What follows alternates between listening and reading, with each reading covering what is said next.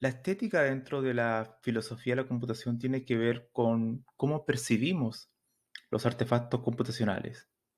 Un artefacto computacional puede ser, por ejemplo, una aplicación móvil, pero no tan solo eso, sino también el código que escribimos los informáticos, cómo lo percibimos. Por ejemplo, cuando uno va a ver un cuadro, no sé, de Da Vinci, de Van Gogh, de Dalí, una persona que tiene cierto conocimiento en arte puede valorarlo, puede apreciarlo, puede encontrar que es bello, ¿no?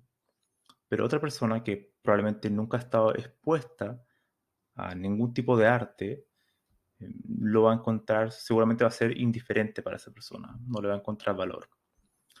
Entonces eso presupone que la percepción estética eh, requiere conocimiento, ¿no? Lo mismo ocurre aquí con la estética llevada al aspecto computacional. Una de las preguntas o algunas de las preguntas que surgen de la estética dentro de la filosofía de la computación sería la siguiente. Por ejemplo, ¿se pueden percibir atributos estéticos en un algoritmo o en su comportamiento? Esa podría ser una pregunta. La siguiente pregunta podría ser, ¿la simplicidad es un atributo estético en un software? Alguien podría decir que sí, quizá. O sea, si un algoritmo es simple, bueno, se podría catalogar que tiene un buen atributo estético, es decir, se podría considerar que es bello, ¿no? En cierta medida. Entonces, la última pregunta sería, ¿un algoritmo puede ser bello? O sea, ¿yo puedo catalogar un algoritmo como bello? O sea, un lenguaje formal, eh, debidamente definido, con su sintaxis, independientemente del lenguaje, ¿puedo catalogarlo como bello?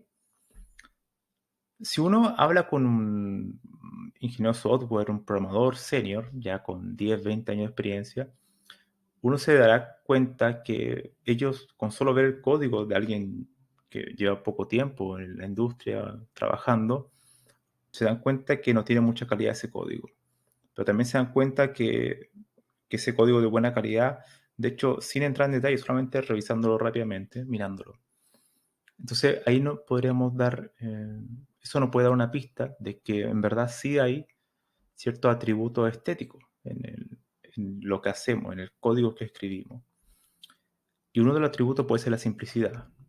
O sea, un algoritmo que tiene 10 líneas de código comparado con uno que tiene 400 líneas o 500 líneas, por supuesto que el de 10 líneas de código eh, va a ser, va a tener un atributo estético bastante valorable, ¿no? Pero, sin embargo, si comparáramos dos algoritmos, que uno tiene 10 líneas, otro tiene 20 líneas, no es tan fácil catalogarlo, ¿no? Tendríamos que entrar en otro tipo de atributos para hacer una comparación más precisa, para realmente catalogar si un algoritmo es bello o no. Ahora bien, ¿de qué nos sirve esto? Se supone que un buen software es un software que lo puede leer un humano, o sea, lo puede leer otra persona. La legibilidad, que esté bien documentado, que el nombre de la variable sea correcto, que sea modular, que tenga cohesión, que tenga bajo acople, etcétera, son atributos que podrían estar en la categoría de estéticos. Y si uno encontrara esos atributos de manera precisa, evitando subjetividades, podríamos construir mejor software, ¿no? Que al final es como el objetivo final de construir una filosofía de la computación es intentar dar herramientas conceptuales a los informáticos, a la parte técnica, ¿no? Entonces, al final, el objetivo es intentar responder este tipo de preguntas. Los algoritmos, en general, uno los puede comparar a través de distintos lenguajes de programación. Ese ya es un tema bastante que le añade más complejidad. Por ejemplo, un algoritmo funcional que tiene una sintaxis que ataca mucho el tema del uso de la recursividad, es muy compacto su sintaxis, podría crear un algoritmo de, no sé, 5 líneas, pero quizás sería mucho más complejo de entender y, comparado con uno escrito en C, que es mucho más explícito, es imperativo, o sea, yo directamente le estoy indicando cada cosa que tiene que hacer. Entonces, una persona que no tiene mucha experiencia quizás se podría entenderlo mucho más fácil, ¿no? Que uno que esté en funcional. Bueno, cuando uno involucramos en el tema de los estilos de programación, el tema de la estética puede ser un poco más complejo, ¿no? Porque ahí tenemos que definir, por ejemplo, cuánta recursividad realmente mantiene el atributo de la simplicidad, por ejemplo. Si yo añado muchas capas de abstracción, como una cebolla, una capa tras otra, probablemente llegue a un punto que en vez de reducir la complejidad, va a aumentar la complejidad, sobre todo para entender el código, aunque sea un algoritmo muy breve, ¿no? Entonces, ese tipo de cosas, alguien que quisiera trabajar en estética debería preocuparse de eso. Ahora, hay dos tipos de forma de ver la estética. Lo que acabo de mencionar es como la percepción de lo que tenemos en el código, ¿no? O sea, de cómo estamos construyendo nuestro producto. Pero también está la parte estética ya del producto construido, de nuestro artefacto ya construido. Y ahí podemos jugar un poco con el tema de su comportamiento, por ejemplo, y también de su parte visual. Bueno, ahí alguna idea me la dio Claudia Negri, ahí en Twittera profesional. Em, sí, eso voy a decir. No, prefiero no decir nada más. Y bueno, ella me dio el dato el tema, algo muy importante, por ejemplo, el tema de la UI, em, de la experiencia de usuario, ¿no? Toda esta área que tiene que ver con el diseño del software, cómo va cambiando en el tiempo. Por ejemplo, la página web a principio de siglo, el año 2000, yo todavía me acuerdo, son muy distintas a las de ahora, ¿no? Hay muchas más animaciones. Y no tan solo eso, también la experiencia estética cambia dependiendo la cultura donde se desarrolla ese tipo de software. Por ejemplo, si uno va a una página web en Oriente, en Japón, por ejemplo, se va a dar cuenta que son muy distintas a las que se hacen en España o en Chile, por ejemplo. Entonces la experiencia estética también varía según la cultura. Y también ha variado en el tiempo según las herramientas cómo van evolucionando. El tema del CSS, el HTML, permite nuevas características eh, para enriquecer más la interfaz. Y eso también produce una experiencia estética mucho más agradable para el usuario.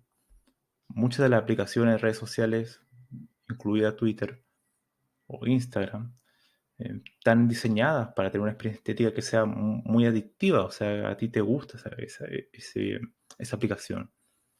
Están, en su cimiento, la interfaz de usuario está hecha para que tú pases más tiempo ahí. Y si tú pasas más tiempo ahí, vas a poder consumir más publicidad, ¿no? Entonces, todo es un círculo eh, virtuoso, ¿no? De muchas cuestiones que se van desencadenando, ¿no?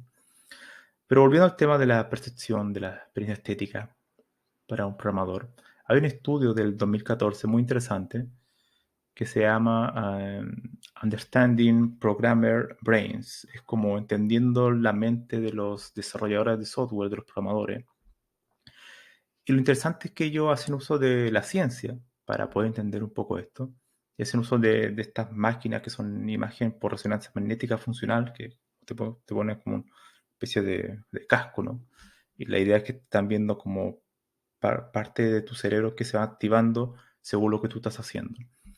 Entonces la idea fue hacer un estudio con 17 programadores y le dieron a ver 12 códigos de Java.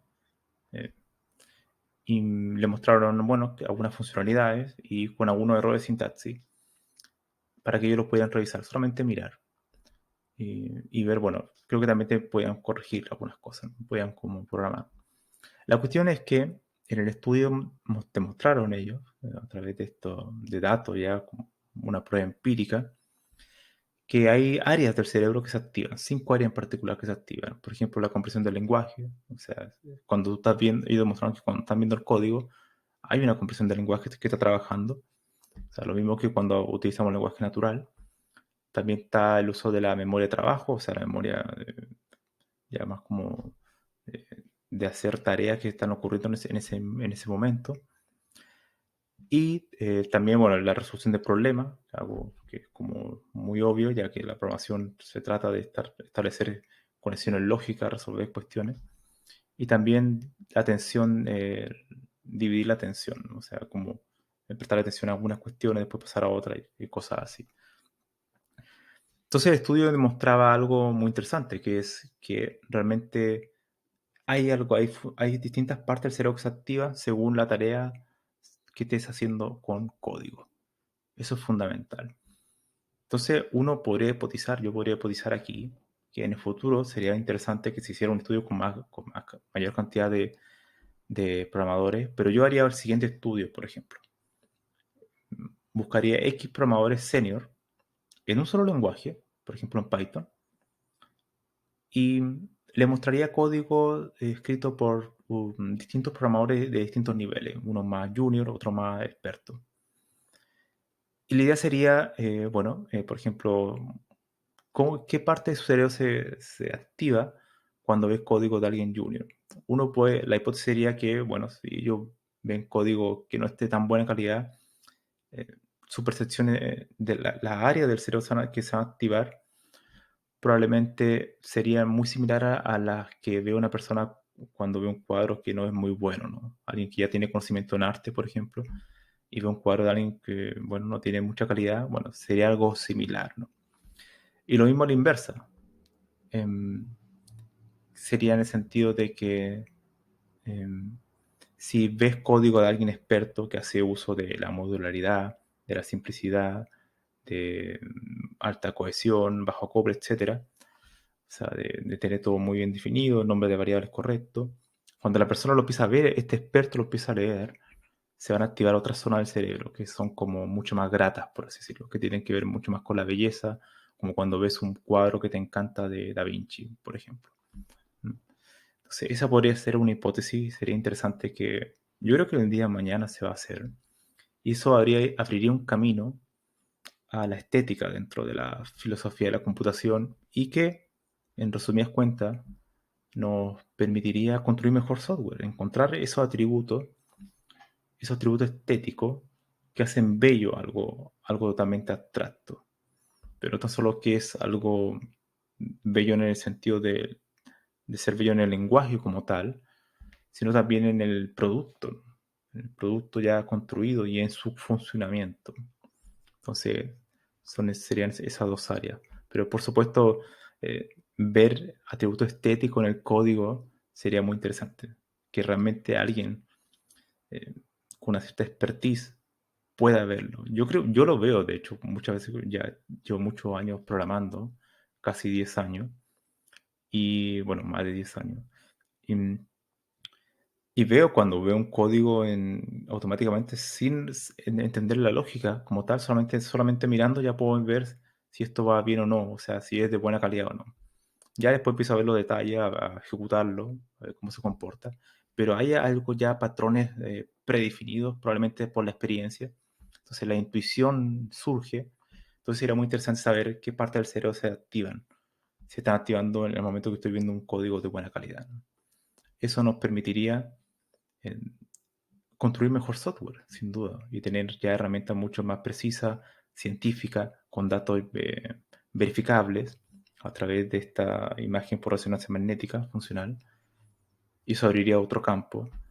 Y la estética sería, gracias a la información de la ciencia, podría ayudar uh, a crear una filosofía de la computación que hiciera uso de la estética para que, al final de cuentas, los programadores, las programadoras pudieran crear mejor software y mejor artefacto de todo tipo computacional, también el hardware. ¿Okay? Omitir el hardware, pero también es aplicable para eso, ¿no? Eso sería la estética. Espero que esta... Bueno, voy a dejar el enlace al artículo, si alguien lo quiere leer. Así que, bueno, espero que lo haga reflexionar sobre la estética dentro de la filosofía de la computación.